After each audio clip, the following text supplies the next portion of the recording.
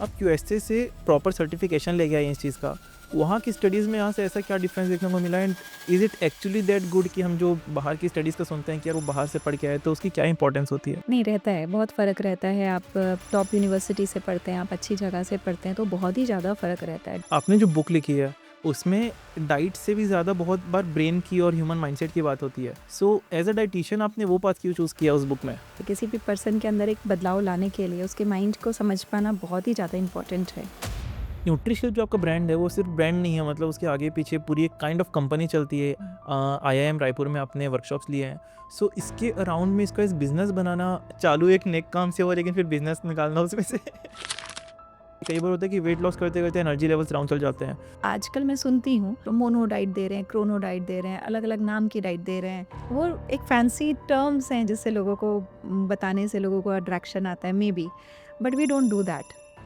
एक इंसान के लिए नॉर्मल बैलेंस डाइट आज की डेट पे क्या है? गलत खान-पान का मतलब ये नहीं कि वो मिक्सचर और भुजिया और बिस्किट्स और चॉकलेट्स खा रहा है, बाहर का फूड खा रहा है। कई लोग बोलते हैं मैडम मैं तो एकदम घर का ही खाना खाता हूँ, बट ऐसा नहीं है। घर का डाइट भी कंप्लीटली इनकम्प्लीट हो सकता है। लोग सोचते हैं कि दिन में अगर एक कटोरी दाल पी लिए तो हमारी रिक्वायरमेंट्स पूरी हो गई। मान लो हमें टोटल प्रोटीन की ज़रूरत 50 ग्राम है या 60 ग्राम है, तो 50% आपका प्लांट बेस से आना चाहिए और 50% आपका एनिमल बेस से आना चाहिए, जिन लोग नॉन वेजिटेरियन है उनके लिए 50-50 का रेशियो है, प्लांट प्रोटीन से एंड एनिमल प्रोटीन में। सभी के लिए, जो वेजिटेरियंस है उनके लिए उनके लिए भी है।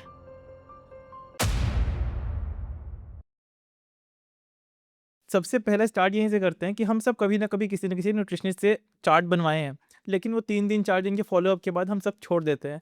आपके पास जब ऐसे क्लाइंट्स आते हैं या फिर छूट जाते हैं, या क्लाइंट से भी ज़्यादा जब पर्सनल लेवल पे लोग नहीं फॉलो करते हैं, क्या फीलिंग होती है एंड कैसे इसको डील करना चाहिए? मुझे ऐसा लगता है कि शुरुआत के कुछ दिन बड़े इंपॉर्टेंट होते हैं क्योंकि ना सबसे जो टफ काम होता है आज की डेट में वो होता है अपनी हैबिट्स को बदलना। राइट। आप सब अपने हैबिट्स के गुलाम होते हो, तो हमारे लिए बड़ा आसान होता है ये बोल देना कि आप आज से ये नहीं ये खाना। हुँ, हुँ। लेकिन हम ये नहीं समझ पाते हैं कि ये इंसान के लिए सबसे डिफिकल्ट टास्क होता है क्योंकि उसकी आदत बन जाती है।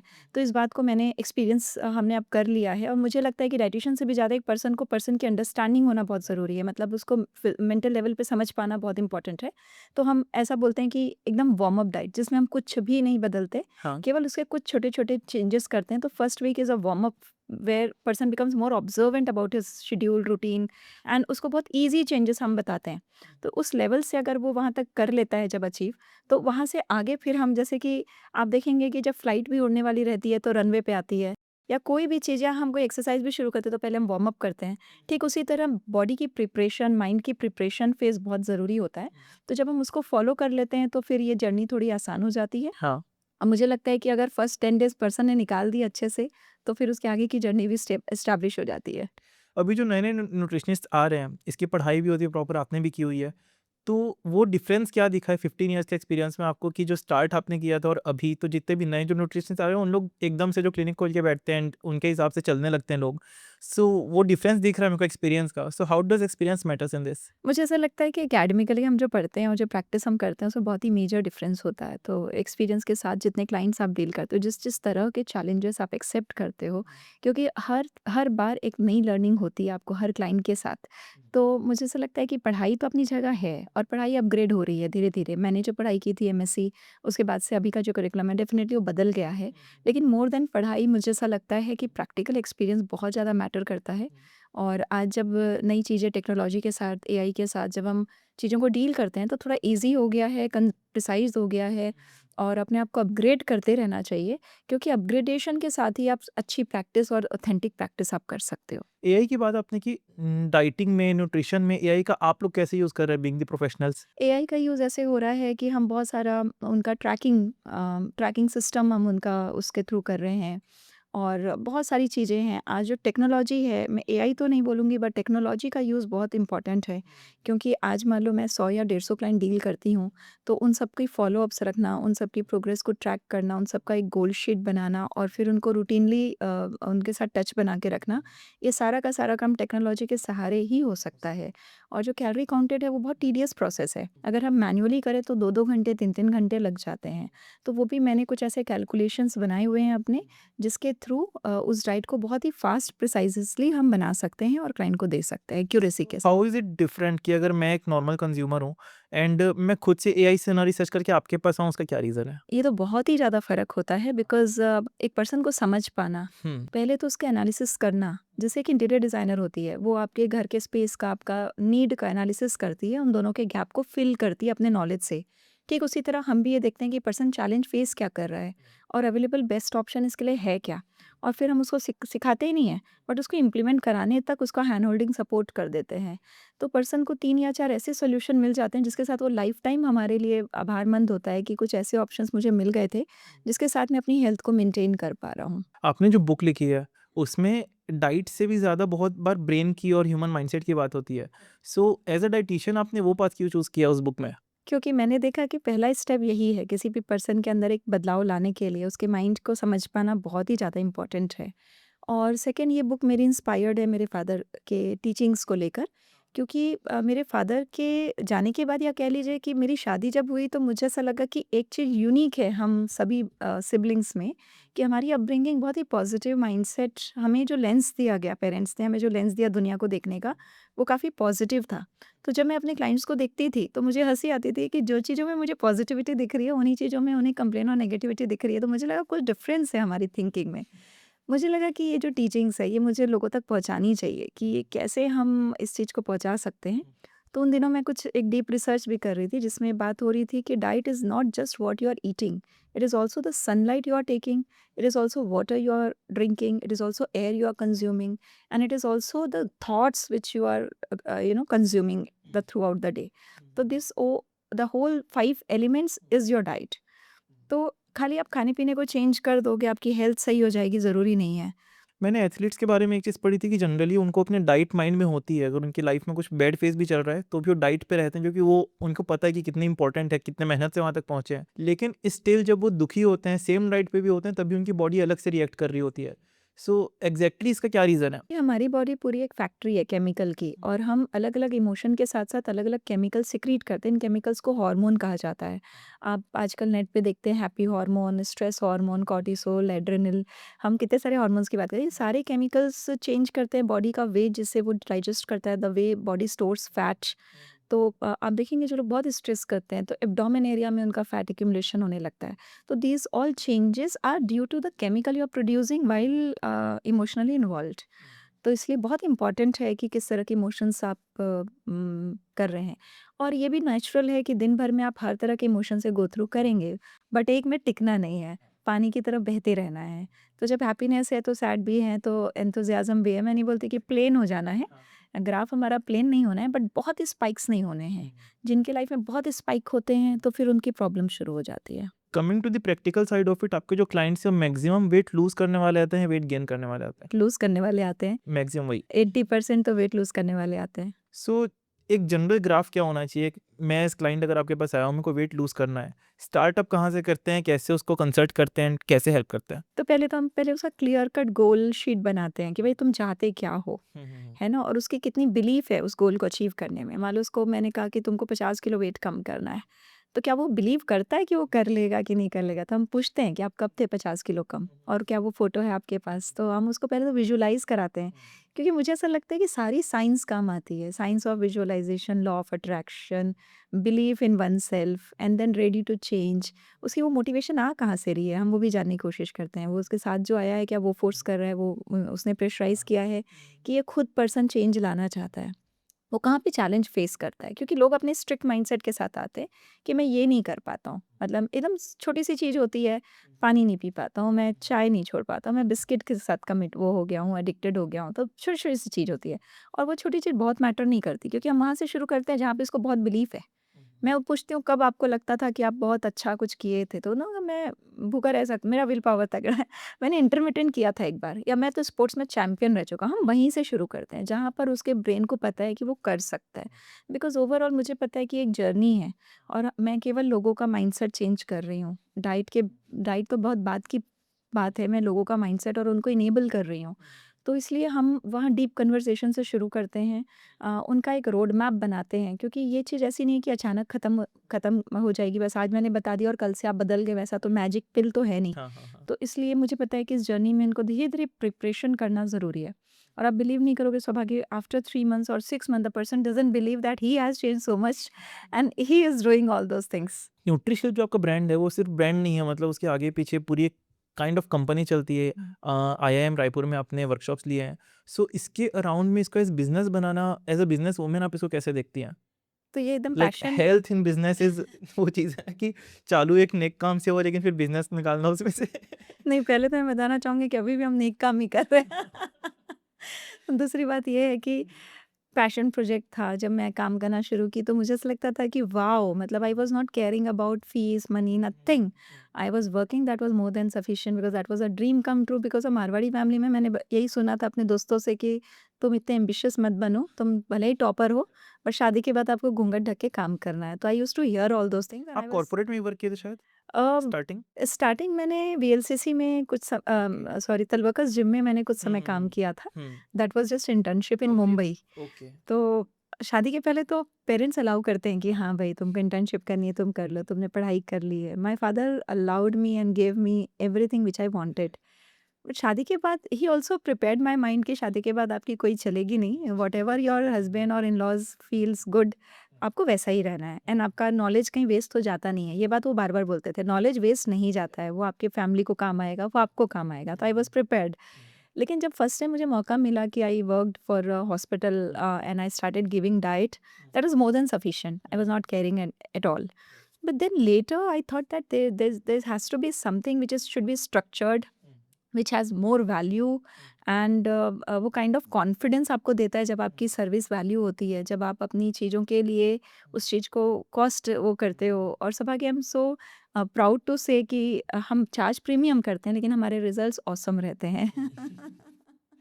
सो बिजनेस इसमें कैसे है, मतलब अगर कुछ नए लोग न्यूट्रिशनिस्ट इसको एज अ बिजनेस परस्यू करना चाहते हैं, फर्स्ट ऑफ ऑल इसको एक एज अ बिजनेस कैसे बनाया जाए? ये तो बहुत ज़्यादा हॉट ट्रेंडिंग काम है आज की डेट में, लोगों को हेल्थ को लेके बहुत अवेयरनेस हो गई है।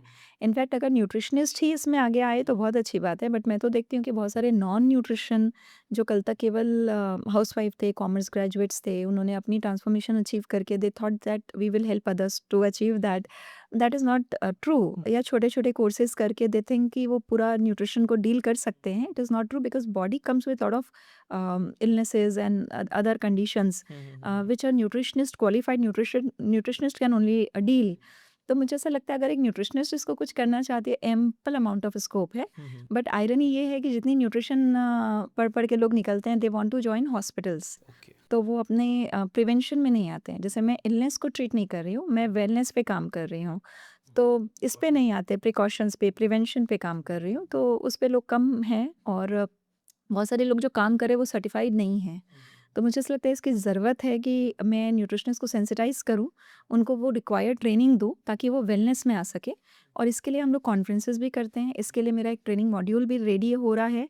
बट सौभाग्य अगेन आयरनी ये है कि उस कोर्स को करने के लिए मेरे पास जितनी इंक्वायरीज़ आई वो सब हाउसवाइफ्स और नॉन न्यूट्रिशन के लोग थे, जिन्होंने चाहा कि आप वो कोर्स हमें करा दो। But then I told them that this course is just only for MSc nutrition, MSc nutritionist. और वो ये पूछते हैं कि ये कितने घंटे का कोर्स है? मैंने तो आप घंटों का कोर्स करके डायटीशियन नहीं बन सकते हैं। This is a complete degree course जो आपको करना चाहिए। पिछले 15 सालों में आपने ऐसे क्या चेंजेस देखे कि तब के जो माइंडसेट थे हेल्थ को लेके लोगों के, और अब जो चेंजेस जो आपने बोले लोग अब और अवेयर हो रहे हैं, सो क्या वो एक्चुअली अवेयर हो रहे हैं या हमें सिर्फ जिम्स की क्वांटिटी बढ़ते दिख रही है या फिर लोग बढ़ गए हैं इसलिए भी अवेयरनेस ज़्यादा है? क्या रीज़न है इसका? मुझे लगता है कि पहले लोगों को एक ही चीज़ दिमाग में आती थी कि वेट कम करना है तो डाइटिशियन के पास जाना है। बट अब लोगों को पता है कि अगर हमें पीसीओडी, अगर हमें डायबिटीज़ है, अगर हमें कोलेस्ट्रॉल बढ़कर आया है, अगर हमें अर्थराइटिस आया है, वज़न कम करना है और मल्टीपल यूरिक एसिड बढ़ गया, तो इन सभी कंडीशंस के लिए आपको एक डाइटिशियन से डाइट चार्ट बनाना है। और मैं इस चीज़ को देख के बड़ी खुश हो जाती हूँ जब लोग अपने बिगड़े हुए ब्लड रिपोर्ट्स लेकर आते हैं कि मैडम आपको डाइट से रिलेटेड हेल्प करनी है। People know that this can be cured with diet. और लोग ये भी बोलते हैं कि हमें दवाइयों से बचा लीजिए, तो मुझे आप डाइट दे दीजिए। और हम ये करते हैं, मतलब एसिडिटी, गैस और कोलेस्ट्रॉल, ये सब फैटी लिवर, ये सब को हम बिल्कुल डाइट के थ्रू नॉर्मलाइज़ करा देते हैं। Coming back to the point कि अगर मैं एज अ हेल्दी हेल्दी नहीं, मोटा लड़का आपके पास आया हूँ, तो आप मुझे क्या सजेस्ट करेंगे एंड मुझे डायग्नोस करना कैसे स्टार्ट करेंगे प्रैक्टिकली? हर एक पर्सन का ना पैटर्न बिल्कुल अलग हो सकता है। There is a no set rule और गाइडेंस, बट फिर भी हम लोग के कुछ फेजेस बने हुए हैं कि warm up phase, high protein phase, intermittent fasting phase, detox phase, cleansing phase, high fat phase, high fibre phase, ऐसे करके कुछ फेजेस भी हैं हमारे गाइडेंस के लिए, डाइटिशियंस को एक गाइडेंस मिलती जाए। तो यूजुअली हम एनालिसिस करते हैं और आप ही से बात करके ये फाइंड आउट करते हैं कि आपके लिए कौन से फर्स्ट 3 एक्शंस परफॉर्म करना ईज़ी होगा, और आप उसी से स्टार्ट करते हो, और जो टफ होता है उसको हम लोग बाद में ही हिट करते हैं क्योंकि वो आपको डिमोटिवेट करेगा। हाँ। और इतनी एंजाइटी होती है लोगों को, घर जाके बोलते हैं मैडम कर तो लिया हूँ जॉइन पर कर नहीं पाऊँगा। तो इसलिए हम अदर वे राउंड करते हैं, जहाँ से आपका कॉन्फिडेंस बढ़ता है वहाँ से शुरू करते हैं ताकि आपको लगे कि वाओ। और फिर लोग ऐसे रिजिड बॉडी लेकर आते हैं कि उन्होंने सब कुछ ट्राई कर लिया दुनिया जहान का, अब उनका वेट कम नहीं होता, अब वो डाइटिशियन के पास आए हैं तो उनको रिजल्ट भी चाहिए। तो केवल वार्म अप डाइट दे दी और रिजल्ट नहीं आया तो वो भी उनको दुखी करेगा। तो हमें बड़ा सटल वे में ऐसे चेंजेस करने हैं कि उसको रिजल्ट तो दिखे ही दिखे, प्लस वो कॉन्फिडेंट भी हो जाए। तो इस तरह से अल्कोहल वालों को अल्कोहल के साथ डाइट चार्ट बना के देते हैं, चाय वालों को चाय के साथ, मीठे वाले को मीठे के साथ। बट हम उन चीज़ों को बदल देते हैं जिससे हमें पता है इससे रिज़ल्ट इसको मिल जाएगा। तो देयर आर मल्टीपल वेज़, लोगों को लगता है डाइटिशियन के पास जाएँगे तो खाना कम हो जाएगा, बट मेरे को लगता है उनके ऑप्शंस बढ़ जाते हैं क्योंकि उन्हें एक ही ऑप्शन पता है, भूखे रहना और लौकी खाना। हमारे पास मल्टीपल ऑप्शंस हैं। हम बोलते हैं चीज़ और पनीर और टेस्टी चीज़ें खाकर भी आप वज़न कम कर सकते हो। तो we give you understanding and visualisation about that कि भई आप टेस्टी खाकर पतले हो। बिकॉज़ मेरा सबसे फर्स्ट जो क्लाइंट हो मेरे हस्बैंड है, आपको पता ही है मेरी स्टोरी। तो जब मैंने उनको पतला किया तो उन्होंने एक ही बात बोली, मैं बहुत फूडी हूँ और मुझे टेस्ट बहुत मैटर करता है। अगर तुम्हें सही में तुमने पढ़ाई की और तुम कुछ कर सकते हो तो तुम मुझे टेस्ट कॉम्प्रोमाइज़ किए बिना दुबले करके दिखाना। और उन्होंने 18-20 केजीज़ अपने कम किए थे, and that give me the perspective कि नहीं, एक टेस्ट को कॉम्प्रोमाइज़ किए बिना हमें कैसे वेट को ठीक करना है। And is it only about the weight कि यहाँ पे भी हम देख रहे होते हैं साथ में कि हेल्थ के परसेप्शन से भी कितना सही जा रहे हैं? क्योंकि कई बार होता है कि वेट लॉस करते-करते एनर्जी लेवल्स डाउन चल जाते हैं। सो उसको आप लोग कैसे मैनेज करते हैं? कूट-कूट के हमें तैयार ही वैसे किया जाता है कि हम गलत तरीके की डाइट दे ही नहीं पाते हैं, बिकॉज़ हमें बैलेंस्ड फ़ॉर्मूले पे ही रहना है। हुँ। तो बैलेंस्ड अप्रोच जब तक आपकी रहेगी ना तो आपका एनर्जी का लेवल भी बढ़ेगा, आपको कॉन्स्टिपेशन नहीं होगा, आपको एसिडिटी नहीं होगी। तो ये बात तो पक्की है कि एक डाइटिशियन ना ऑफ रोड, ऑफ ट्रैक नहीं जाती है। ऑल्दो आजकल मैं सुनती हूँ कि जब very lot of qualified nutritionist mono diet दे रहे हैं, क्रोनो डाइट दे रहे हैं, अलग-अलग नाम की डाइट दे रहे हैं। वो एक फैंसी टर्म्स हैं जिससे लोगों को बताने से लोगों को अट्रैक्शन आता है maybe, but we don't do that. We don't just give you a fancy word. We make sure कि आपकी सारी प्रॉब्लम्स सॉल्व रहें और आपको एक बैलेंस्ड अप्रोच से हम आगे बढ़ाएं। अंबिकापुर जैसे छोटे से शहर से निकल के रायपुर आके यहाँ के टॉप पे पहुँचना, बुक्स लिखना और बड़े-बड़े इंस्टीट्यूट्स में जाके वर्कशॉप्स लेना, कैसे आपने इतनी चीज़ें बिल्ड की अपने अराउंड में? बिकॉज़ सिंगल पर्सन होके इतनी चीज़ें बिल्ड करना अपने अराउंड में बहुत डिफ़िकल्ट होता लगता है। है कि जहाँ चाह वहाँ राह, ये मैंने आपको बताई, ये चीज़ें मुझे बड़ा एनर्जी देती थी, तो मैं पूरी रात जग के भी ये सब चीज़ों को कर सकती हूँ। तो चाहे कहीं कॉन्फ्रेंस हो रही हो, चाहे वहाँ मुझे स्पीकर स्लॉट हो, तो कई लोग बोलते हैं तुम्हें साँस भी नहीं लेना रहता, मतलब एक के बाद एक के बाद एक के बाद एक शेड्यूल रहता है, और प्लस फैमिली सपोर्ट। तो मैंने शादी के इमीडिएटली बाद काम नहीं शुरू कर किया, मैंने अपने बच्चे को टाइम दिया। 2 से 3 साल में मेरी जब फर्स्ट डॉटर है, वो थोड़ी बड़ी हो गई, स्टेबल हो गई। बहुत धीरे से मेरे हस्बैंड के रेडीनेस के साथ, क्योंकि शादी के इमीडिएटली बाद ही was not ready to let me work. He said what is the need, तुम अपना घर पे रहो आराम से। तो वो नीड नहीं थी। लेकिन जब उनको मैंने ट्रांसफ़ॉर्म किया तो उन्हें लगा कि नहीं, and he was not there to give कि जाओ काम करो, but doctor asked my help कि will you start working in my hospital, बाकी लोगों को भी आपकी ज़रूरत है। I started from there and that fire was always there to work, because work gives me energy. और एक वो था कि पैशन तो था ही, तो लोगों से कनेक्ट करने का पैशन, मास कम्युनिकेशन करने का, ये सब मेरा पैशन था। तो अगर मैं न्यूट्रिशनिस्ट नहीं होती तो मैं मास कम्युनिकेशन में कुछ कर रही होती, तो शायद मे बी उस वजह से आई स्टार्टेड।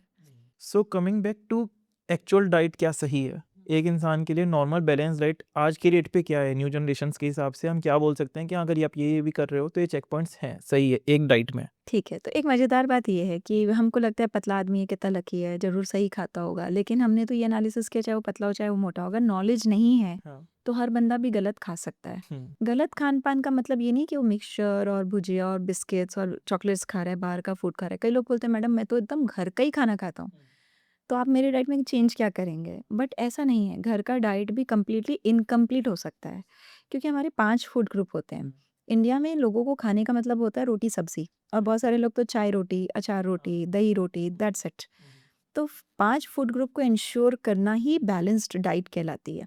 तो उसमें नट्स भी होने चाहिए, उसमें फ्रूट्स भी होना चाहिए, उसमें अच्छे से वेजिटेबल्स भी होना चाहिए। डब्ल्यूएचओ बोलती है 40% आपका वेजिटेबल्स होना चाहिए, क्योंकि बहुत सारी हमारी डिशेज़ इसमें कंप्लाई नहीं करती। पोहा खाते हो तो उसमें 40% वेजिटेबल्स नहीं होता, ढोकला खाते हो तो नो वेजिटेबल होता है और ढोकले को ही 1 प्लेट खा जाते हो आप। तो that you are consuming only grains, there is no vegetable going inside, तो यू आर ईटिंग इम्बैलेंस्ड। और फिर हम बोलते हैं हमारे में प्रोटीन कम हो रहा है। वेजिटेरियन है तो भी प्रोटीन नहीं लेते, नॉन वेजिटेरियन है तो भी प्रोटीन नहीं लेते हैं। तो what are these 5 things? Okay, so 5 अगर फूड ग्रुप की बात करें तो नट्स हैं, फ्रूट्स एंड वेजिटेबल्स हैं, पल्सेस हैं, एनिमल प्रोटीन है एंड देन आपके ग्रेन्स हैं। न्यूट्रिशंस की लैंग्वेज में बात करें तो?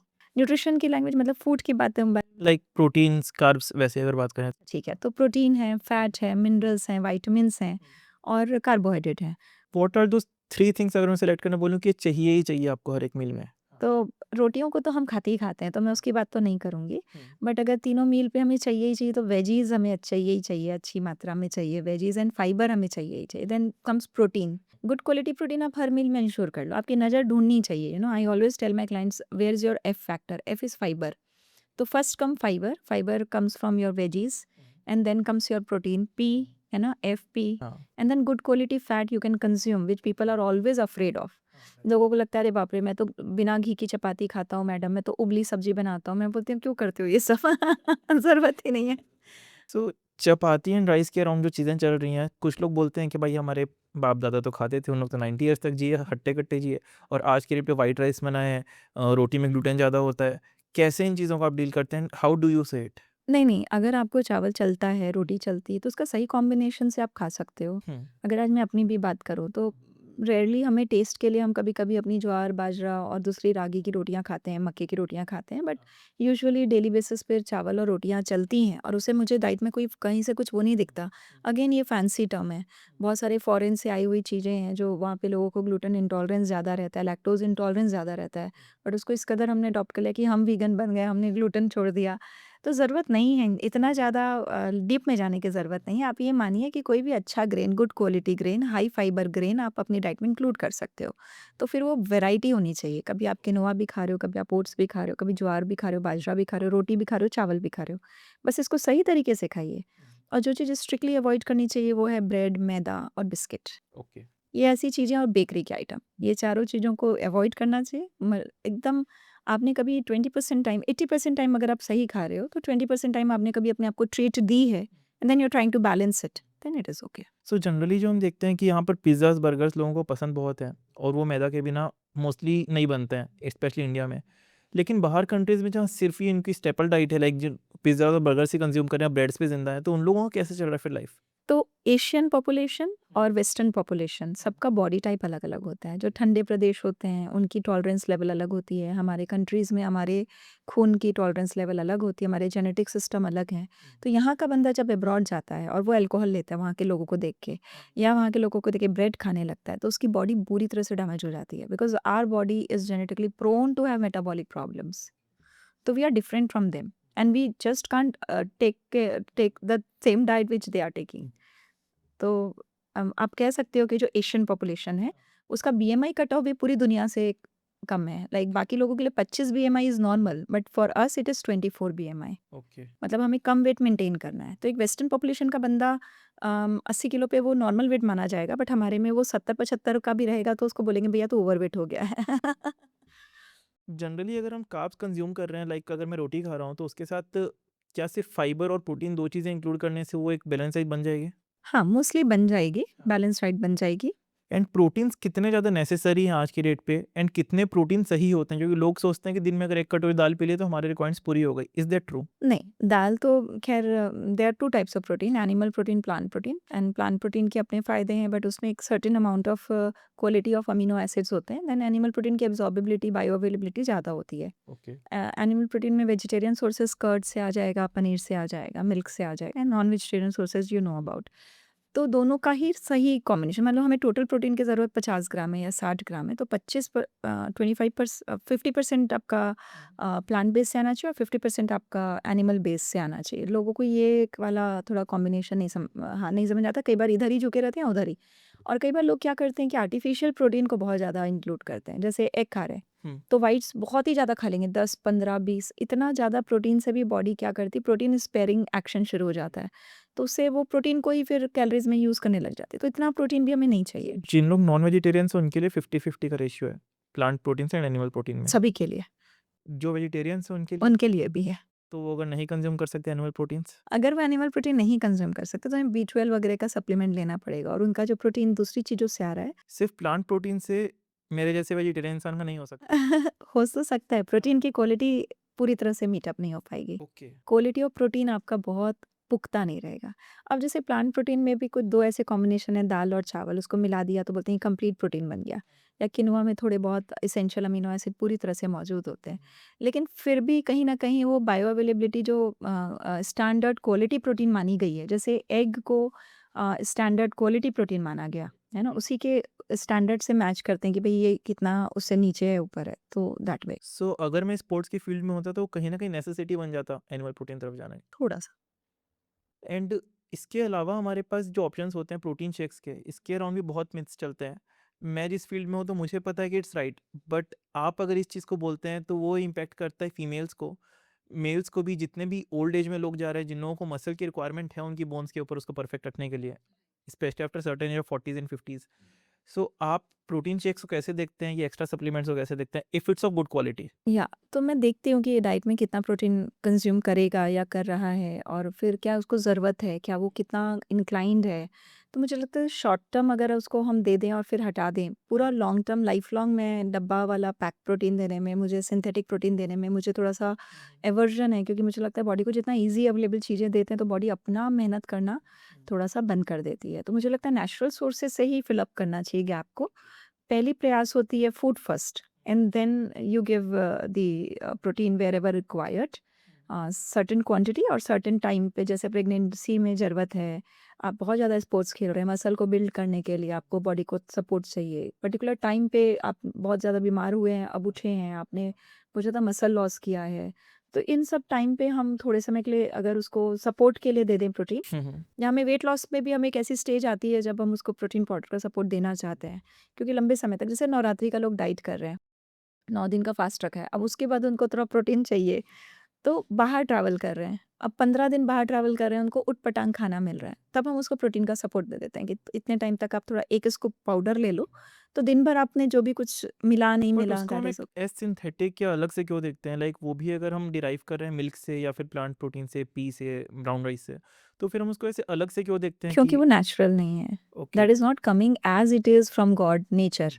तो नेचर से एज इट इज़ आई हुई चीज़ आपकी बॉडी को ज़्यादा एक्सेप्टेबल होती है और जो भी चीज़ आप इंडस्ट्री में बनाते हो फार्मूला के थ्रू बनाते हो फिर उसमें आप आर्टिफिशियल स्वीटनर ऐड करते हो तो वो सभी चीज़ें बॉडी के अंदर जाके कुछ ना कुछ हार्म तो ज़रूर करती है ओके। तो हर हर चीज़ का एक प्राइस टैग है तो उसमें भी एक प्राइस टैग है हुँ, हुँ। अब कभी कभी वो बेनिफिट ज़्यादा है तो प्राइस चल जाएगा हमको थोड़ी बहुत कोई प्रॉब्लम आ रही है तो बट हम हर समय उसको क्यों वो करें अभी फैट लॉस के अराउंड में बहुत सारी चीज़ें चल रही हैं, स्पेशली बॉलीवुड में अगर हम देखिए सेलिब्रिटीज़ को देखें तो कुछ इंजेक्शन से, कुछ स्टेरॉइड से बहुत ईज़िली वो लूज़ हो रहा है। स्पेशली जो डायबिटिक की एक इंजेक्शन आती है कुछ, उस इंजेक्शन को यूज़ करके लोग अपनी डाइट को पहले कम कर रहे हैं बिकॉज़ एपेटाइट कम हो जाती है उससे। एंड अभी क्योंकि वो बहुत महँगा है तो नॉर्मल लोगों तक वो नहीं पहुँच रहा है। बट मैंने सुना है कि उसका भी एक पेटेंट होता है किसी मेडिसिन का जो कि अभी ख़त्म होने वाला है एंड उसके बाद जब जेनेरिक में आएगी तो वो सस्ती अवेलेबल हो जाएगी। एंड इंडिया में इन टॉपिक्स पे इतना टैबू है कि लोग बात नहीं करेंगे एंड अंदर-अंदर वो चीज़ें स्टार्ट हो जाएँगी। हो चुकी हैं हाँ सौभाग्य हमारे पास तो सब लोग प्रिस्क्रिप्शन लेकर आते हैं कि हमें डॉक्टर ने ये वेट लॉस इंजेक्शन लिखा है डायबिटीज़ कंट्रोल इंजेक्शन सीमाग्लूटाइड हम उसको बोलते हैं उसका जो कंपोनेंट का नाम है सीमाग्लूटाइड वीगोवी और मोन्जेरो और बहुत सारे इसके नाम हैं इंजेक्शंस के अलग अलग ब्रांड में आ रही है ओजेम्पिक तो ये सारे इंजेक्शंस बहुत ज़्यादा लोग यूज़ कर रहे हैं डॉक्टर्स लिख रहे हैं और ये एक शॉर्टकट तरीका है और इससे बॉडी बहुत रैपिड वेट लॉस में जाती है बट उसके साथ साथ उसका मसल लॉस भी हो जाता है और उस समय भी क्वालिटी ऑफ फूड तो आपका सही नहीं है तो इसका मतलब बॉडी ने मसल भी लॉस कर दी और पूरा बॉडी का जो एक वो था स्ट्रेंथ थी स्टेमिना थी वो पूरी आपने लूज कर दी हुँ। तो क्या उस डायरेक्शन में जाकर आपको मतलब क्या इस कदर आपको वेट लॉस करना ज़रूरी है कि आप इसमें चले जाएँ? जबकि हम ये एग्ज़ाम्पल दे रहे हैं कि नेचुरली भी आप वो सारा कुछ कर सकते हो बिना अपने बॉडी का ग्लेज़, स्टेमिना, मसल लूज़ किए।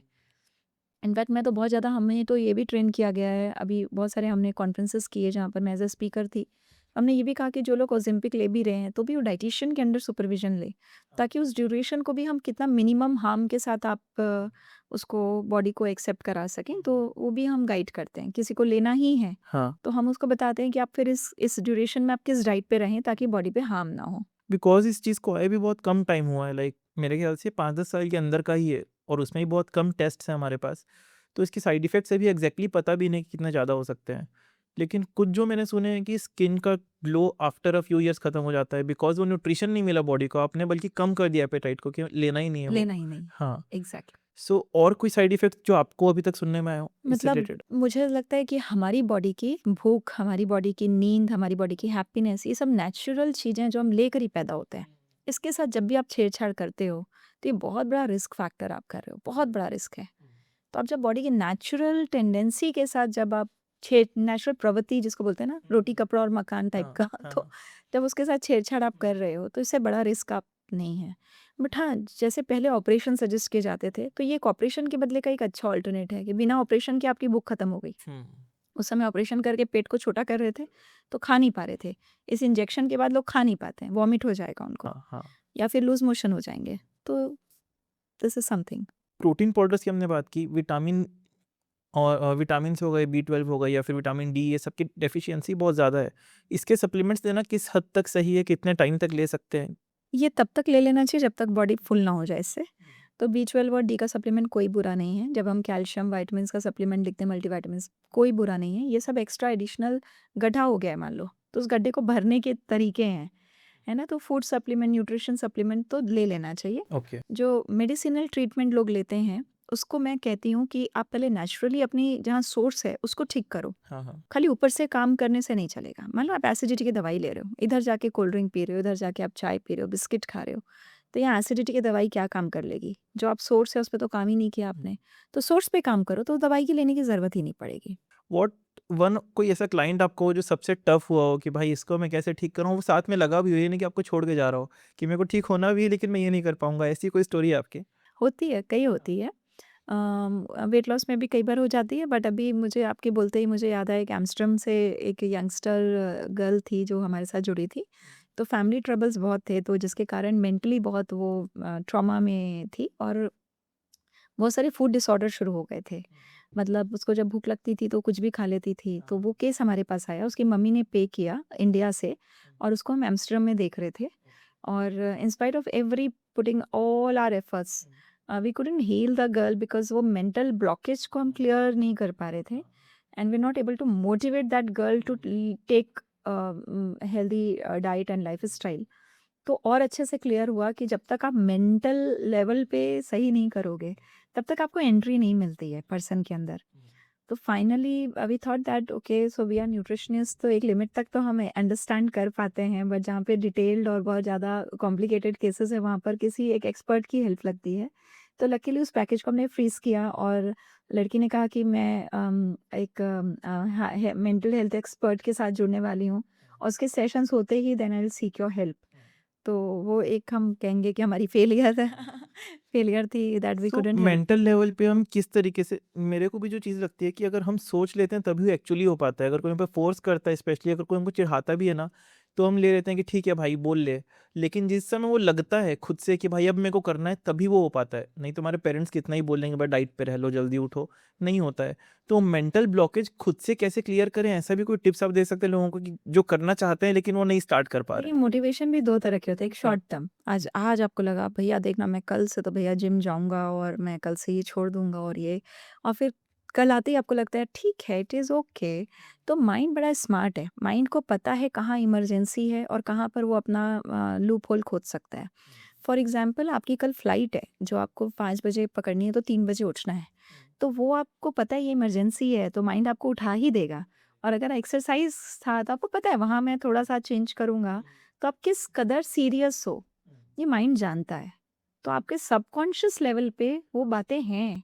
जैसे आप याद रख करना कि जब कभी एग्ज़ाम होती थी और आपको पता है बेटा यार ना तो अगर नाम पढ़ा तो गया, है ना? ये चैप्टर आपने खोल के ही नहीं देखा है। तो सुबह को उठ के आप पढ़ ही लेते थे। हाँ, लेकिन वही चीज़ इमरजेंसी जब नहीं आती ना, वो इमरजेंसी जब माथे पे सिर पे नहीं आती तो आप सोए रहते हो। आप बोलते हो या तो फिर उसमें बहुत मज़ा है। ये भी मैंने देखा है कि जब मैं जिम जॉइन करता हूँ, कभी-कभी वो एक फ़ेज़ होता है कि 10 दिन से जिम जा रहा हूँ लेकिन नहीं अच्छा लग रहा, थकान हो रही है, बॉडी पेन हो रहा है तो नहीं गए।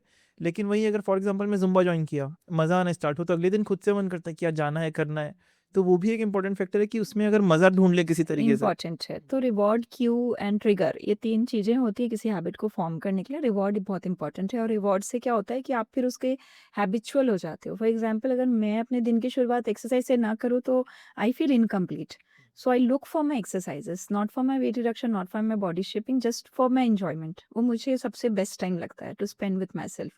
तो वो रिवॉर्ड मिलता है मुझे। हुँ। तो रिवॉर्ड अटैच करना बहुत ज़रूरी है। When you feel good, then you start following that habit. और वो शुरू में नहीं मिलता, वो थोड़ा-सा समय होने के बाद you try to enjoy that. And also being a dietitian and nutritionist, आप कितना फिज़िकल एक्टिविटीज़ को सजेस्ट करते हैं फॉर एग्ज़ाम्पल या फिर कितना उसको इम्पोर्टेंस देखती हैं एज़ कम्पेयर टू डाइट? अगर वो कर सकता है तो हम डेफ़िनेटली बोलते हैं कि आप करो। अगर वो नहीं कर सकता, अगर वो बेड रिडन है, बेड रेस्ट पे है, और लोग मेरे पास तभी आते हैं जब पूरी ज़िंदगी की दुनिया की सारी चीज़ें ख़त्म हो चुकी रहती हैं, ऑप्शंस बंद हो चुके रहते हैं, तब वो मेरे पास आते हैं। ऐसे केसेस में भी हम उनको हेल्प करते हैं। We tell them that diet से तो आपका हम वेट कम करा ही देंगे, बट जैसे ही वेट कम होगा, बॉडी हल्की होगी, then you try to do exercises, because उसी से बॉडी का शेप सुधरेगा। बिकॉज़ पतले होना just is not the right this thing. आपको पतले के साथ-साथ शेप भी बॉडी का अच्छा चाहिए, and that comes with exercise. What is the ratio in weight losing? Exercise का कितना पार्ट है एंड डाइट का कितना पार्ट है? डाइट का 70 टू 80% है ओके। और एक्सरसाइज का 20% है। लोग उल्टा अप्रॉक्स सोचते हैं जनरली, बिकॉज़ मैं भी जब जाता हूँ जिम मेरे माइंड में होता है कि भाई मैं खाऊँ अच्छे से, फिर जिम करके जितना होगा देख लेंगे।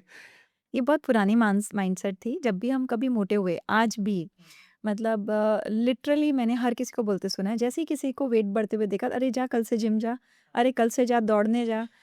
उससे बहुत कम फ़र्क पड़ता है। उससे बॉडी एक्टिव होती है, आपकी बॉडी में शेप अचीव करते हो, पर डाइट आपका 70 टू 80% रोल प्ले करता है। द मोमेंट आप उसकी थोड़ी-सी वैल्यू, उसकी थोड़ी-सी प्रोपोज़िशन, उसकी थोड़ी-सी कॉम्बिनेशन, टाइमिंग बदल दो, you start seeing magical results. आप यूएसए से प्रॉपर सर्टिफिकेशन लेके आए हैं इस चीज़ का। वहाँ की स्टडीज़ में यहाँ से ऐसा क्या डिफरेंस देखने को मिला and is it actually that good कि हम जो बाहर की स्टडीज़ का सुनते हैं कि यार वो बाहर से पढ़ के आए तो उसकी क्या इम्पोर्टेंस होती है? नहीं, रहता है, बहुत फ़र्क रहता है। आप टॉप यूनिवर्सिटी से पढ़ते हैं, आप अच्छी जगह से पढ़ते हैं, तो बहुत ही ज़्यादा फ़र्क रहता है। डेफ़िनेटली आई एम ब्लेस्ड हाँ। कि मुझे मेरे फ़ादर ने ऐसे विंग्स दिए कि तुम्हें इंडिया की टॉप यूनिवर्सिटी से पढ़ना है। जहाँ जाओ टॉप में जाओ, बेस्ट में जाओ। तो मुझे बिल्कुल भी रिग्रेट नहीं है। मैं होली क्रॉस से मैंने अपनी 10th तक की जर्नी की और मैं I was very happy, but then somehow मेरी डेस्टिनी यहाँ जुड़ी हुई थी कि मैं रायपुर में आई, राजकुमार कॉलेज से मैंने अपनी 11th एंड 12th किया। That was not my decision, that was my sister's decision, and that was put on me कि नहीं आपको यहाँ से करना है। And that time I realized कि नहीं, there is something more. Comfort level से जब भी आप बाहर आते हो तो आपकी डेवलपमेंट बहुत फास्ट होती है। उसके बाद के सारे डिसीजंस मैंने लिए अपनी लाइफ के, तब फिर लेकिन मैंने बहुत ही हैपज़र्ड लिए, मतलब मेरे दिमाग में जिस समय जो आया। हुँ। तो बहुत मज़े की बात है कि मैंने 11th-12th कॉमर्स लेके पढ़ा, बिकॉज़ तब हमारे शहर में अंबिकापुर में लड़कियों के लिए कॉमर्स नहीं हुआ करता था, तो commerce was an attraction for me. Okay. So in spite of being a very bright student, distinction था मेरा और मैं स्टेट टॉपर थी। मुझे सब लोगों ने कहा आप साइंस और मैथ्स ले लो, लेकिन आई चोज़ कॉमर्स। और कॉमर्स के बाद मैंने को लगा ये कॉमर्स में तो पढ़ाई नहीं होती, and that was not fulfilling my inner this thing कि मुझे पढ़ना था, मुझे बहुत कुछ जानना था हाँ। और साइंस मुझे बहुत पसंद था। तो वो ज़िद से मैंने कॉमर्स किया था, बट साइंस मुझे पसंद था। एंड देन वी अप्रोच्ड कि मुझे साइंस करना है, तो फिर साइंस में एडमिशन नहीं मिल रहा था, बिकॉज़ आप कॉमर्स से साइंस में जंप नहीं कर सकते। देन मैंने बीएससी होम साइंस किया ग्रेजुएशन में और मैं तीनों साल टॉपर थी। कॉमर्स से मुझे साइंस में नहीं मिल रहा था, that that degree is BSc home science. तो बीएससी की डिग्री नहीं मिल रही थी, but then I was throughout topper, वहाँ से गोल्ड मेडल लिया और फिर जुनून आया कि नहीं मुझे अब न्यूट्रिशन में आगे पढ़ना है। तो दैट टाइम कुछ फ्यू यूनिवर्सिटीज़ हमने अप्लाई की थी, उन्होंने क्लियर सभी को कर लिया था। मैंने जुहू में एसएनडीटी भी कर लिया, मैंने लेडी इरविन और ये बरोड़ा वाला कर लिया। फिर फादर को लगा कि Baroda would be a good place, because वो पीसफुल था, सेफ था और वहाँ बहुत रिसर्च ओरिएंटेड और थोड़ा वैसा क्राउड था, थोड़ा-सा अच्छा था, पापा को ठीक लगा। तो मैंने फिर बरोड़ा से किया। मुझे पर्सनली मुंबई बहुत पसंद आ रहा था, तो मेरे फादर ने कहा कि नहीं, आपको जब इंटर्नशिप का मौका मिलेगा तब यू चूज़ मुंबई, बट पढ़ने के लिए आप बड़ौदा जाओ। तो I took it like a guiding thing, and I did my MSc from Baroda, and that's one of the very renowned university, MS university. वायु, जल, पृथ्वी, आकाश, अग्नि 5 चीज़ों की आपने बात की आपकी बुक में। इतने टॉप लेवल की चीज़ें पढ़ने के बाद, इंटरनेशनल स्टडीज़ के बाद एंड फिर इतनी बेसिक सी बातें आप कैसे सजेस्ट करना स्टार्ट किए लोगों को? क्योंकि हमारा लाइफ बहुत बेसिक रहा है, सौभाग्य में बहुत ही हम लोग ग्राउंड से जुड़े हुए हमारी अपब्रिंगिंग हुई। हमने हमेशा देखा कि हम कैसे बगीचे में तोड़ के कच्चे आम ऐसे खा सकते हैं। हमने लाइफ की बहुत बेसिक चीज़ों को एंजॉय किया हुआ है, एंड मुझे ऐसा लगता है कि आप कितना भी टॉप पे चले जाओ, आप एट हार्ट आपको जितना आप नेचर से कनेक्ट करते हो। फिर मैंने देखा कि आखिर पिकनिक हमें इतना मज़ा क्यों देती है, आखिर हमें क्यों लगता है कि हम आउटिंग पे जाएं, ऐसे करें वैसे करें, क्योंकि नेचर आपको वो हैप्पीनेस देता है। तो दो ही चीज़ों से हैप्पीनेस मिलती है जो मैंने रियलाइज़ किया। एक छोटे बच्चों से क्योंकि वो प्योर होते हैं, और दूसरा नेचर से क्योंकि वो प्योरिटी वहीं मिलती है। तो आप किसी मॉल के अंदर एयर कंडीशन में वो एन्जॉयमेंट फेस नहीं करोगे, जितना आप एक अच्छे मौसम में करोगे जहाँ पानी, हवा सब टच कर सकते हैं। उस दिन के बाद से मैंने लोग बच्चों को मना करना भी छोड़ दिया कि पानी में मत भीगो, सन के नीचे मत रहो, हवा में मत जाओ। मैंने कहा जितना हो सके नेचर को थोरोली एन्जॉय करो। तो नेचर के साथ जब हम एक हो जाते हैं, तब आपको आपकी रियल रियलाइज़ेशन महसूस होती है। तो मुझे लगता है कि नेचर कनेक्ट, मैं अपने क्लाइंट को सबसे पहला जो प्रिस्क्रिप्शन में लिख के देती हूँ, हाँ। कि आप नेचर से कनेक्टेड रहिए, बिकॉज़ हम नेचर से ही दूर होते जा रहे हैं। How was your relations with your father? Because उनके आपने बहुत बार ज़िक्र किया। So how was it from the beginning? मतलब बचपन कैसा था एंड अब वो कितना चेंज हुआ and through out the journey कैसी थी? मैं 3rd नंबर की बच्ची हूँ, तो मुझे मेरे पापा बहुत गुस्से वाले थे, तो मुझे बड़ा डर लगता था उनसे, तो मैं हमेशा बिहाइंड द कर्टेन ही रहती थी, मैं उनके सामने आती तक नहीं थी। मैं मेरी मम्मी से बहुत अटैच थी। हुँ। और मम्मी के बारे में एक शब्द भी कोई बोल दे तो मैं सुन नहीं सकती थी, तो पापा मम्मी को डाँटते थे तो भी मैं पापा के लिए बड़ी एंग्री हो जाती थी। हालाँकि कर कुछ नहीं पाती थी, because very used to be very afraid from my father, and मेरे ऊपर के जो भाई-बहन हैं वो पापा से बहुत अटैच थे। तो मैं और छोटा भाई हम लोग मम्मी से अटैच थे। But later when my sister got married, और फादर ने मुझे 10th के बाद जब उन्होंने मुझे वो विश्वास देखा मैंने उनकी आँखों में मेरे लिए, और हम जब टॉप करते थे या नहीं करते थे, तो आपको याद होगा कि मतलब मेरी सिस्टर भी बहुत अच्छी टॉपर रही हैं, तो वो मिठाई का डब्बा लेके जाते थे खरीदते हुए। तो दीदी बोलती थी देख तो लो मेरा रिजल्ट, तो वो बोलते थे कोई बात नहीं, तू आ गई तो भी खिला देंगे, तू नहीं की टॉप तब भी खिला देंगे, मिठाई का डब्बा तो ले ही लेता हूँ। तो उनको बड़ा यकीन रहता था हम लोगों पे। तो वो जो इतना इस तरीके का जो विश्वास था ना, उसने हमें वो डेविएट नहीं होने दिया। तो 12th के बाद जब मुझे पढ़ाई करनी थी नागपुर में, तो वहाँ उनका फुल सपोर्ट था। तो उनका एक ये जो ऊपर हाथ रहता था कि तुम करो, मैं तुम्हारे साथ हूँ। तुमको जहाँ जाना है जाओ करो। और उस ज़माने में लड़कियाँ बहुत ज़्यादा वेस्टर्न ड्रेसेस नहीं पहनती थीं, और मेरे मामा घर में तो बिल्कुल अलाउड नहीं था, लेकिन मेरे फादर को बड़ा पसंद था कि हम सभी तरह की ड्रेसेस पहन लें, हम वेस्टर्न ड्रेसेस पहनें, और हम वो सभी चीज़ें, तो हम शॉप में भी पापा को उस समय असिस्ट किया करते थे, जबकि उस समय लड़कियों को उतना ज़्यादा नहीं वो होता था। But he put us forward in every each and every situation. वो बहुत सोशल थे, उनके कारण हम लोग को पब्लिक स्पीकिंग और लोगों से मिलने का, और सबसे बड़ा मैं तो अच्छा ये बोलूँगी, स्पिरिचुअलिटी से जोड़े रखा उन्होंने। हाँ। तो थोड़ी-सी जब शादी हुई, और उस समय मुझे याद है कि शादी के बाद मैंने एक इच्छा ज़ाहिर की अपने हस्बैंड को कि मुझे इंडियन डायटीशियन का एक एनुअल इवेंट होता है, मुझे वहाँ जाना है। तो उन्होंने कहा मैं तो जाऊँगा नहीं और तुम्हें अकेले जाने नहीं दूँगा। तो दोनों रास्ते बंद हो गए। अब उनको ये इस चीज़ की वैल्यू नहीं पता चली, और मेरे आँखों से आँसू गिरने लगे, क्योंकि मुझे ये इवेंट अटेंड करना था, मुझे अपने आप को अपग्रेड करना था। मैंने पापा से कहा, तो पापा ने कहा मुझे वो उस जगह पे काम है कुछ पुणे में, तो I will take you with me. और मुझे पता चला वहाँ जाने का, जब पापा ने अपनी भी टिकट कटा ली और उन्होंने वहाँ अपना भी रजिस्ट्रेशन करा के वहाँ बैठ के 3 दिन मेरे साथ कॉन्फ्रेंस अटेंड किया, और सोते-सोते की पूरी कॉन्फ्रेंस, क्योंकि वहाँ उनके लिए कुछ नहीं था। हाँ, हाँ। तो मुझे लगा इस कदर का डेडिकेशन हो सकता है किसी फादर में, even when the daughter is married, उसको भी वो इतना वो एंथुसियाज़्म से ले सकते हैं। तो मुझे ऐसा लगता है हम तो कितनी जल्दी मना कर देते हैं बच्चों को, मेरे पास टाइम नहीं है, मैं तुम्हारे साथ ये नहीं कर सकता। वो ज़रा-ज़रा सी डिमांड करते हैं, हम मना कर देते हैं, हमारे पास टाइम नहीं है, तुम कर लो, तुम देख लो। And I saw that kind of a dedication, and जितना ट्रस्ट उन्होंने किया, तो आई थिंक कोविड की बात है, जब हमने अपना फर्स्ट यूट्यूब चैनल लॉन्च किया, तो मेरी सिस्टर ने एक साथ हमने सोचा कि लॉन्च करते हैं। ओके। तो मैंने एक फर्स्ट वीडियो रिकॉर्ड किया अपने फादर के लिए, gratitude video. That time he was there. He we lost him during Covid. तो आई मेड फर्स्ट वीडियो पापा के ऊपर, और फिर मेरी सिस्टर ने कोइंसिडेंटली फर्स्ट वीडियो अपने पापा के ऊपर ही बनाया, और हम दोनों का जो कंटेंट था वो मोर और लेस सेम था। और मेरी सिस्टर ने भी कहा कि पापा का दिया हुआ कॉन्फिडेंस है जो हम कैरी करते हैं अपने अंदर, मेरा भी वही वो था। तो हम लोगों को तब लगा कि नहीं यार, there is something which is very different in him and that we are caring within us. हाँ, I guess these were the last generation of good parents, like the parents of who have dedicated themselves. अब सबको अपने वो हो गया ना, हमारी जितनी भी जनरेशन है कि हमें भी कुछ करना है एंड हमें वो करते रहना है, लेकिन उनका जो था कि हम छूट भी जाएं लेकिन हमारे बच्चों को करवाना है कैसे भी. Exactly. So I guess this was the last generation of that kind of parenting. I should not be saying this. But मुझे ऐसा लगता है कि हम भी एज अ पेरेंट हम करते तो हैं, और मेरे को लगता है इंडिया में तो एटलीस्ट हर पेरेंट अपने बच्चे के लिए जान हाजिर करके रखता है। I have seen this. लेकिन फिर भी कहीं ना कहीं आज जितने हम बिजी होते जा रहे हैं, तो कहीं ना that कहीं is वो the reason. सेल्फिशनेस तो आ ही जाती है कि हमारा टाइम है। और फिर हमें लगता है कि आखिर हम जो अपना टाइम गुजार रहे हैं वो भी अपने बच्चों के बेनिफिट के लिए ही कर रहे हैं, लेकिन हम उसको उस समय वो टाइम नहीं दे रहे हैं जिस समय वो रिक्वायर कर रहा है। तो मैं भी उन सेल्फिश पेरेंट्स में ही आती हूँ कई बार। इंडिया में अभी बहुत सारे फीमेल्स को भी, ज़्यादातर मेरे ख्याल से आपके बहुत सारे क्लाइंट्स फीमेल्स भी होंगी. पीसीओडी और थायराइड के अराउंड भी बहुत सारे लोग होते हैं, उनके लिए क्या टिप्स स्पेशली आपकी होती हैं अराउंड द डाइट्स? पीसीओडी में कोई भी क्योर नहीं है, it has to be manage with diet and lifestyle change. तो there is a set of rules they have to follow, circadian rhythm, avoiding processed and package food item, stable mentally.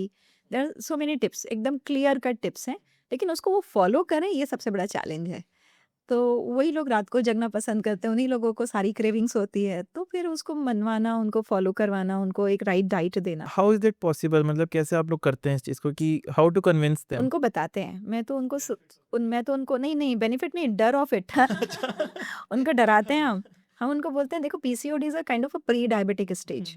अगर अभी इस पे नहीं work किया ना तो आगे चल के प्रेग्नेंट होने में दिक्कत, डायबिटिक होने का दिक्कत। तो प्लीज़ आप सोचो, सारी ब्यूटी आपकी जो फीमेल ब्यूटी है वो चेंज हो रही है, बिकॉज़ हार्मोन्स उसमें मेल हार्मोन्स बढ़ जाते हैं। तो हम उनको डराते हैं और बोलते हैं अभी नहीं किया तो कभी नहीं होगा। और सबसे अच्छी बात है, कंप्लीटली रिवर्सिबल है। Only body is demanding the kind of discipline it needs. बस उसको वो ये दे सिर्फ दो। लाइफ़स्टाइल चेंज की वजह से होता है या जेनेटिक भी हो सकता है? जेनेटिक तो होता ही है, ओके। लेकिन इसमें लाइफ़स्टाइल और डाइट बहुत इंपॉर्टेंट रोल प्ले करता है। It is just demanding little care and affection from your side, that's it. पूरी तरह से रिवर्सिबल है, और नहीं रिवर्स किया तो ये बहुत बड़ा प्रचंड, वो बहुत बड़ा राक्षस के रूप में भी सामने आ सकता है। सो वी टेल देम कि see this is not just कि इग्नोर कर सकते हो, इग्नोर नहीं कर सकते हो। न्यूट्रिशन इंडस्ट्री में ब्रांड्स पे कितना फ़ोकस होता है? आप लोगों के पास कैसे ब्रांड्स अप्रोच करते हैं? How do you deal with it? मेरे पास आते हैं, बहुत सारे ब्रांड्स आते हैं, तो मेरा फंडा सिंपल है कि लोग हम पे ट्रस्ट के लिए जुड़ते हैं, और मैं प्रोडक्ट्स को रिकमेंड नहीं करती हूँ, ना ही मैं किसी ब्रांड को पर्टिकुलरली नाम लेके बोलती हूँ। तो हम बोलते हैं कि जैसे मुझे अगर किसी ऑयल कंपनी ने बोला, तो मैंने कहा मैं आपके ऑयल के प्रोज़ एंड कॉन्स बता दूँगी, हाँ। And then I will not take the name of the brand. I can just speak on the pros and cons of the product, that's it. फिर वो जिस भी ब्रांड का लेना चाहें कर लें। हाँ। डाउन द लाइन सौभाग्य मुझे नहीं पता कि मैं कितनी कैरिड अवे हो जाऊँगी बाद में, लेकिन अभी तो हम ब्रांड्स का नाम लेके कोई भी पब्लिसिटी नहीं करते हैं। बट ब्रांड्स जनरली पैसे अच्छे देते हैं, सो मॉनेटरी साइड को छोड़ के कैसे पॉसिबल होता है ये करना? क्योंकि मुझे लगता है कि एक ऑथेंटिसिज्म मुझे मेंटेन करना है। अगर मैं अपनी क्लिनिक में भी बैठी हूँ और कोई मुझसे पूछ रहा है कि मैं कौन-सा प्रोटीन लूँ, तो मैं ये फ़ोर्स नहीं करूँगी कि आप ये वाली ब्रांड का ले लो जाकर, जस्ट बिकॉज़ वो ब्रांड ने मुझे पैसे दिए हुए हैं। तो मैं उनको बोलूँगी कि ये so and so and so brands में हमने रिसर्च की हुई है, तो ये सब चीज़ें हमें ठीक लगती हैं, रेस्ट इज़ योर चॉइस। तो अभी तक किसी भी ऐसे ब्रांड के साथ आपने वर्क नहीं किया जिसके साथ आपको अनकंफर्टेबल लगा हो वर्क करना, फिर भी आपने किया पैसों के लिए, ऐसा कभी नहीं हुआ है? हुआ है, डेफ़िनेटली हुआ है। कई बार हमें पता चला कि हमें बताया नहीं गया, लेकिन मुझे स्क्रिप्ट ऐसी दे दी गई जिसमें उनकी ब्रांड का नाम लिखा था, तो फिर देन वी डिनाइड। और if we did it, then we told them that please remove that particular brand name, we don't want to put it forward. क्योंकि पैसे कमाने के लिए जो हम कंसल्टेशन मैं दे रही हूँ या मैं जो चेंज ला रही हूँ लोगों के अंदर, वो काफ़ी है। मैं प्रोडक्ट और मेडिसिन, ये 2 चीज़ों के सख्त खिलाफ हूँ, तो ये मेरी कोर वैल्यू सिस्टम पे आता है, एंड इसी कारण से मैं पर्टिकुलरली किसी भी सिंथेटिक प्रोडक्ट और मेडिसिन्स के लिए रिकमेंडेशन नहीं करना चाहती हूँ। एज़ अ डायटीशियन आपका सबसे बैड ईटिंग डे क्या होता है? संडे। एंड क्या क्या उस दिन होता है आपका? मतलब क्या-क्या डाइट होती है? क्या-क्या चीज़ें खाते हो उस दिन आप? मेरी ना चॉइस ऑफ बैड फूड भी बहुत बेसिक है एक्चुअली, ओके। बहुत ही बेसिक है। जैसे कि sipping T with my mother in law, उनके साथ थोड़ा-सा मटरी सलोनी खा लेना, थोड़ा-सा ज़्यादा टाइम जैसे अगर कुछ भी जैसे कह सकते हो कि बाकी दिन में बहुत डिसिप्लिन्ड ईटिंग होती है। अगर मेरे को 2 मील्स खाने हैं तो मैं 2 मील्स ही लूँगी। लेकिन संडे के दिन 3 मील भी हो गई, चौथी मील भी एक हो गई। बैठे हैं फैमिली के साथ टीवी देख रहे हैं, कुछ कर रहे हैं तो फिर एक कुछ हमने और टिडबिट्स खा लिए। तो that that I let go कि यार today is a day to enjoy. But चाय को तो इंडिया में ऐसे देखा जाता है कि यार वो तो डाइट ही है, उसको तो हर चीज़ में चल जाता आती है। है ना डाइटिशियन के लिए बिस्किट खा लिया उसने, ब्रेड खा ली तो वो उसके 20% वाले एरिया में क्रॉस टिक मार्क हो गया तो अब now you can not do. चाय एक्चुअली कितने लेवल पे इफ़ेक्ट करती है, मेरे को ये जानना है आपसे, बिकॉज़ इंडिया में एक्चुअली चाय ऐसी चीज़ है जो कश्मीर से कन्याकुमारी तक मिलेगी भी, और हर कोई कंज़्यूम किया है कभी ना कभी एट देयर लाइफ टाइम। आप तो बिलीव नहीं करोगे जिस कदर मैं मेरे क्लाइंट्स को चाय के लिए दीवाना देखती हूँ ना, तो मुझे चाय पीने की आदत उनसे लग गई है। I have taken there. Okay. तो कई बार क्या होता है कि क्लाइंट का जो डिस्क्रिप्शन होता है, वो कभी-कभी आप ही को वो हिला के रख देते हैं और आप ही उसको करने लग जाते हो। तो मैंने देखा ख़ैर ये तो जोक्स अपार्ट मैं खुद जब मैं राजकुमार कॉलेज में पढ़ती थी तो हमें चाय सर्व होती थी, तो हमें स्पोर्ट्स खेल कराते थे, तो चाय और बिस्किट सर्व होती थी, जिसको मैंने बाद में बड़े होने के बाद जाके अपोज़ किया। मैंने कहा उस समय आप हमें नींबू पानी भी तो पिला सकते थे। तो हमें वहाँ से चाय पीने की आदत लग गई थी और फिर बहुत बढ़ी तो नहीं, लेकिन अभी भी ऐसा होता है कि हाँ, it's kind of a luxury तो हम सोचते हैं कि हाँ, कभी पी लो। तो चाय के साथ जो बुरी चीज़ है वो ये है कि उसके साथ जो बिस्किट्स खाए जाते हैं, उसके साथ आप फ्रूट्स नहीं खा सकते। तो हेल्दी चीज़ें का चाय के साथ कॉम्बिनेशन नहीं होता। नहीं होता है। तो ये गड़बड़ होने के कारण लोगों का डाइट बिगड़ जाता है। जैसे अल्कोहल इतनी बुरी नहीं है, उसके साथ जो खा रहे हैं चीज़ें वो बुरी हैं, वैसी वाली चीज़ें भी चाय के साथ हो जाती है। दूसरी चीज़ जो लोग अर्ली मॉर्निंग टी लेते हैं तो फिर वो उनका फास्टिंग ब्रेक होता है, वो एसिडिक फूड से दिन की शुरुआत कर रहे हैं। तो this way the tea is bad. Otherwise 1 teaspoon sugar है, थोड़ा-सा मिल्क है, that way it is okay. But getting addicted and then having certain food along with it that is making caffeine जो चीज़ है उसका सिर्फ़ यही साइड इफ़ेक्ट है कि वो एडिक्ट कर देता है या फिर एडिक्ट कर देता है और बॉडी में एसिडिक एनवायरनमेंट क्रिएट कर देता है। Okay. And talking about alcohol, कितना सेफ है, कितना सही है, and what is the normal limit of alcohol पहले तो नॉर्मल लिमिट बोली जाती थी कि भई 30 एमएल ले लो, 1 पैक ले लो, चल जाएगी, पर डे? लेकिन पर डे। ओके। लेकिन अब जो अल्कोहल की नई गाइडलाइन आए हैं, वो not a single drop because it's a toxic for your body. आपके लिवर हेल्थ को अफ़ेक्ट कर देता है, तो you should be away from it. लेकिन बहुत सारे लोग हैं जो फँस गए हैं, अब अल्कोहल उनको लेना है या सोशलाइज़िंग करनी है और अल्कोहल ले तो उनको एक्स्ट्रा केयर प्रिकॉशन देनी पड़ेगी क्योंकि वो अपने लिवर पे उन्होंने अत्याचार किया है। हाँ। तब लिवर फ्रेंडली डाइट पे रह के उसको थोड़ा-सा पैम्परिंग करनी करनी चाहिए। व्हाट इज़ द रीज़न कि अल्कोहल में शॉर्ट टर्म हमको लॉसेस नहीं दिखते कुछ? मतलब अगर कोई इंसान स्टार्ट कर रहा है तो उसको साल 2 साल तो पता ही नहीं है कि उसके साइड इफ़ेक्ट्स क्या हो रहे हैं। सो ऐसा किस लेवल पे इफ़ेक्ट कर रही है वो कि अंदर ही अंदर हो रहा है, ऐसा क्या रीज़न है? उसको मेटाबोलाइज़ करने का काम केवल लिवर के पास होता है। लिवर ही अल्कोहल को मेटाबोलाइज़ करता है और लिवर फैटी भी उसी कारण होता है। हुँ। और अगर एक बार आपके अंदर फैटी लिवर आ गया, आप दुबले दिख रहे, बट अगर अंदर का लिवर फैटी हो गया, तो फिर आपका कोलेस्ट्रॉल डिरेंज होगा, फिर इंसुलिन रेज़िस्टेंस आएगा, प्री डायबिटीज़, डायबिटीज़, बीपी सब तरफ से घिर जाता है इंसान। नाम भी है अल्कोहलिक फैटी लिवर। हुँ, हुँ, हुँ। नॉन अल्कोहलिक फैटी लिवर भी होता है, that is due to diet. But वो अल्कोहलिक फैटी लिवर बियर लोग पीते हैं उससे पॉट बेली आ जाता है उनका सारा टमी बाहर आ जाता है आपका एजिंग चालू हो जाता है alcohol leads to ageing alcohol leads to fatty liver all those things are internally happening तो एक साल में नहीं होगा बट धीरे धीरे धीरे धीरे it will set in the stage फिर आप उस समय हटा नहीं पाते उस चीज़ को जैसे चाय पीने वाले लोग भी शुरू में तो बोलते हैं हाँ चाय ही तो पी रहे हैं उसके बाद वो एडिक्ट हो जाते हैं हम बच्चों को चाय दे देते हैं इसको सर्दी है जुकाम है चाय दे दो तो वो तो एडिक्ट हो जाएगा आगे चल के राइट।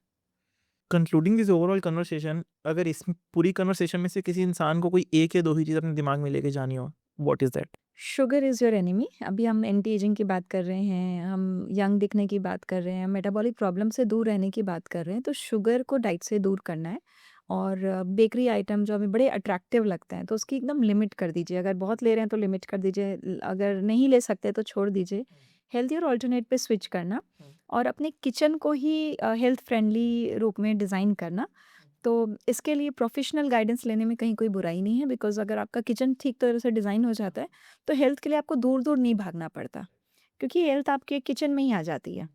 तो हम एकदम सस्ता, सुंदर, टिकाऊ ऑप्शन दे देते हैं जो आप घर में ही क्रिएट कर लो, तो आपको दूर-दूर जाके हज़ारों, लाखों में स्पेंड करने की ज़रूरत नहीं, आप अपने हेल्थ को किचन से ही क्रिएट कर सकते हो बहुत ही सस्ते में। तो मैं बोलती हूँ मैं आपका एक होटल मील बंद करवाती हूँ, तो उसी में ही आपको मेरी फ़ीस वसूल हो जाती है। तो हेल्थ के बहुत फ़ायदे हैं, लोगों को ये नहीं समझ में आता अभी, बट जब वो हेल्थ निकल जाती है हाथ से तब फिर वो उनको रियलाइज़ होता है कि बहुत इम्पोर्टेंट चीज़ खो दी और अब कितने भी पैसों से वो हाथ में नहीं आ रही बिकॉज़ वो बहुत ओरिजिनल थी, तो उसको खोना नहीं है अपन को। How was your experience on this show? Ultimate. I was not told any of your questions. I was seeing the diary, but I thought that you said that it will be candid और जो भी सवाल पूछूंगा instantly पूछूंगा. तो I think this is the best approach या क्योंकि जब हम बहुत प्रिपरेशन करते हैं ना तो हाँ, हमारे आंसर्स कभी भी रियल नहीं रहते नहीं हैं. रहता है। एंड मैं सौभाग्य से सीख के जा रही हूँ कि we should be real and candid, एकदम हमेशा अपनी रियलिटी पे बात करनी चाहिए. तो समटाइम्स मेरे ऑफिस में मुझे स्क्रिप्ट दी जाती है कि मैम आज आपकी रील शूट होएगी तो आपको ये स्क्रिप्ट बोलनी है. तो बिकॉज़ और मैं खुद इतनी अच्छी पब्लिक स्पीकर हूँ, तो मुझे तो स्क्रिप्ट देख के कभी डांसर को आप डांस के स्टेप नहीं सिखा सकते हो। लेकिन मैंने देखा नहीं भैया मैनेजर्स मानते नहीं हैं, हाँ। तो दे टेल कि नहीं यही बोलना है and they don't let us change even a single word. तो मेरे डिफ़िकल्ट होता था, लेकिन अभी मेरे बहुत सारे लोगों ने मुझसे जो मुझे मिले उन्होंने कहा कि ma'am we want to see your natural self. हाँ। तो नाउ आई हैव रियलाइज्ड कि मुझे अब और नेचुरली अपने आप को प्रेज़ेंट करना है. जो नॉलेज ऑलरेडी देयर, हाँ, हाँ। It is there, I just have to speak it out. मेरा हमेशा से यही होता है बिकॉज़ कुछ गेस्ट ऐसे होते हैं, कुछ पेड पॉडकास्ट होते हैं, कुछ ऐसी चीज़ें होती हैं जिनको चाहिए पीआर के लिए, तो फिर वो अपने ऊपर एक सेट ऑफ क्वेश्चंस मेरे को भेज देते हैं। मैं बोलता हूँ थैंक्स फॉर दिस, अब देखते हैं इसमें से क्या होता है। एंड मैं जनरली अवॉइड ही करता हूँ कि मैं जिससे के साथ पॉडकास्ट करने वाला हूँ या तो उनकी टीम से बात हो जाए, उनकी इन्फॉर्मेशन अगर मेरे को चाहिए हो तो, बट डायरेक्टली उनसे और मैं कुछ आपकी भी रिसर्च बहुत अच्छी थी। आई थिंक आपने काफ़ी डीप रिसर्च की हुई थी हाँ। और आपको बहुत सारे वैलिड और रेलेवेंट हुँ। क्वेश्चन्स आपने पूछे मुझसे। राइट। सो वही एक ट्रायल होता है हमारा एंड जो आपने बताया ना कि एक जब रील शूट करनी होती है तब एक स्क्रिप्ट, वो हमारे साथ भी होता है। कुछ ब्रांड्स या कुछ चीज़ें उनको एक स्पेसिफिक चीज़ें चाहिए होती है कि ऐसे ही बोलो, वहाँ पे हम भी फंस जाते हैं कि भाई जो नेचुरल आ रहा है वो नहीं निकल पाएगा। Exactly. So thank you so much या Saubhagya for calling me to your podcast. Thank you so much for coming because ऐसी बातें लोगों तक पहुँचते रहनी चाहिए। मेरे को नहीं लगता कि ऐसे पॉडकास्ट लोग बहुत ज़्यादा देखते हैं, अभी भी हो सकता है इसको बहुत ज़्यादा ना देखा जाए, लेकिन मेरे लिए इंपॉर्टेंट है कि अगर 10 लोग, 15 लोग, 100 लोग, 200 लोग जितने भी देख रहे हैं उनके लाइफ में कुछ भी वैल्यू एडिशन हुआ, that is important. Thank you so so much. Thank you so much for joining actually. Thank you. Thank you.